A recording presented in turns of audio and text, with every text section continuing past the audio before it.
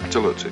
Total infertility in plants and animals. Not just disease in a few words, Mr. Bond, or the loss of a single crop, but the destruction of a whole strain, forever, throughout an entire continent.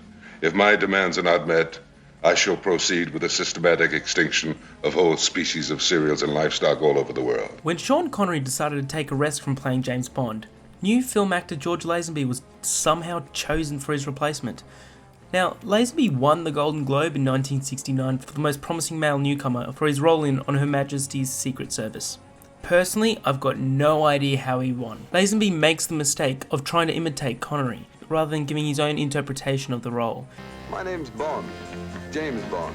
And as we all know, imitations just make us yearn for the genuine article. Lazenby, an exceedingly plain-looking actor devoid of much personality, lacks Connery's witty banter as well as his suave demeanour. When a beautiful woman named Tracy, played by Diana Rigg, runs away from James Bond in the story's opening sequence, it causes him to remark that, quote, "This never happened to the other fella." That line pokes fun at the switch, but also serves to remind us that our old favourite is gone. When Lazenby as Bond quits in a huff early in the film, one feels like applauding in the vain hope that Connery will return forthright. The applause being motivated as much as wanting to dispose of Lazenby and his lackluster performance as by getting our old hero back. For this reason, On Her Majesty's Secret Service is often treated as an odd footnote to the series. Not quite a never say never again, but nevertheless an awkward moment from the series' puberty that the producers would just as soon forget. This is a shame, as the film itself is one of the most consistent and technically impressive in the franchise. In particular, its action set pieces are astonishing, boasting a series of chase sequences in cars, on sleds and on bobsleds that rival any in the series. Thanks to director Peter Hunt's apprenticeship in editing in the earlier Bond films,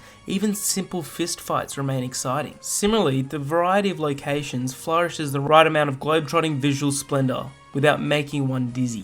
Despite some occasionally clunky dialogue, even the acting serves the film well. Telly Savalas, working valiantly to suppress his New York accent, is a less creepy but more physically threatening Blofeld than Donald Pleasance. But the real threat of the film is Diana Rigg, who's surely the most credible contender as Mrs. Bond. The cinematic battle atop of Blofeld's mountaintop lair is one of the series' best final acts, complete with Bond gliding on icy walkway to shoot down a few goons. Even Christopher Nolan has said that this is his favourite movie, which is clearly basis for the action-packed snow scene in Inception. Fleming's Bond novel On Her Majesty's Secret Service benefited from an extremely well-written script that finally revealed a little bit more of Bond's character. Lazenby, however, had no previous acting experience and his lackluster performance limits the whole production, yet it still manages to remain one of the more entertaining Bond films. Wayward Review gives On Her Majesty's Secret Service 7.5 out of a possible 10.